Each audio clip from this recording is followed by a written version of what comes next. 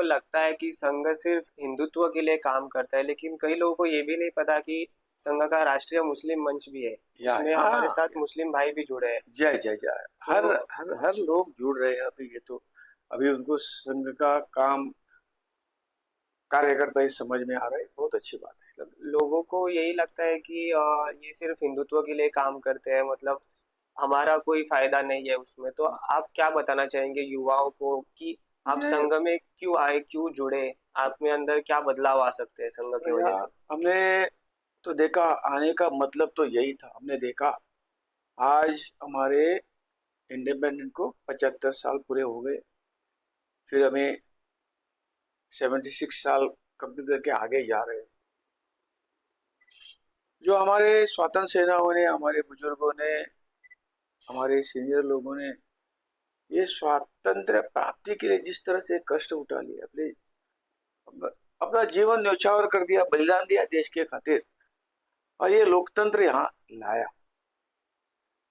लेकिन जब वो लोकतंत्र संभालने के लिए हमारे डॉक्टर हेडगेवार जी ने कहा था, लोकतंत्र आएगा लेकिन ये संभालने की ताकत हमें है क्या नहीं, इसकी इसका हमने विचार करना चाहिए। नहीं, इसलिए उन्होंने स्वातंत्र का जो युद्ध ये चल रहा था, संग्राम चल रहा था, उसमें उसके बाद में बाहर आके संघ की स्थापना इसलिए की कि अपने कंधों पर जिम्मेवारी लेने वाले लोग यहाँ आने चाहिए।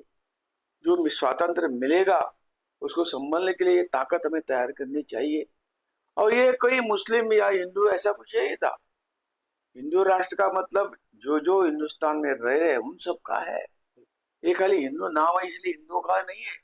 जो भारत का जो नागरिक है, हर एक का कर्तव्य है कि अपना जो लोकतंत्र संभालने, और उसको एक देश में फिर एक बार भारत को इस विश्व गुरु के स्थान पर फिर एक बार पहुंचे जो हम थे। सब कुछ हम यहाँ लोगों को देते थे, सब कुछ लोगों को सिखाते थे, लेकिन हमारे इसके बाद हम ही पारतंत्र में चले गए। इसका मतलब ये देखा हमारा संगठन नहीं था।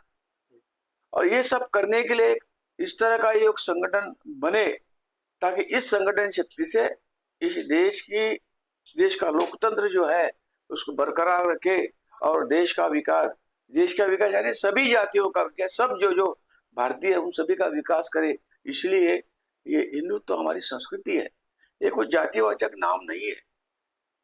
जो जो यहाँ रहता है वही हिंदू है, बाद में उसका धर्म कोई भी, मुस्लिम हो क्रिश्चियन हो, लेकिन हिंदू हमारी संस्कृति है, हमारी जीवन पद्धति है।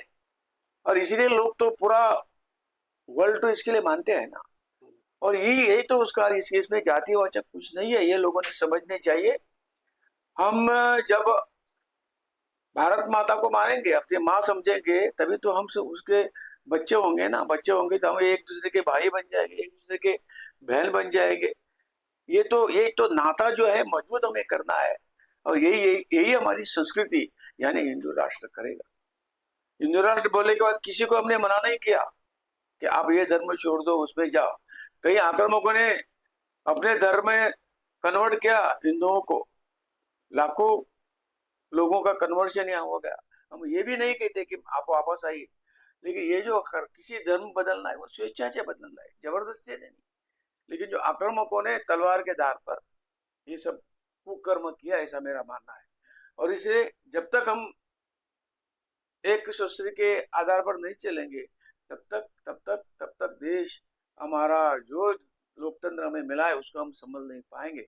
और इसीलिए यही इसी जो सबका केंद्र बिंदु आदमी है उसे सुसंस्कारित करके और उसको शिक्षित करना, और समाज के प्रति उनका जो कर्तव्य है, अधिकार तो हम मांगते हैं लेकिन कर्तव्य कोई बात नहीं करता है, लेकिन ये कर्तव्य उसको समझा देना, इसीलिए संघ की स्थापना हुई और इसके और कुछ नहीं है।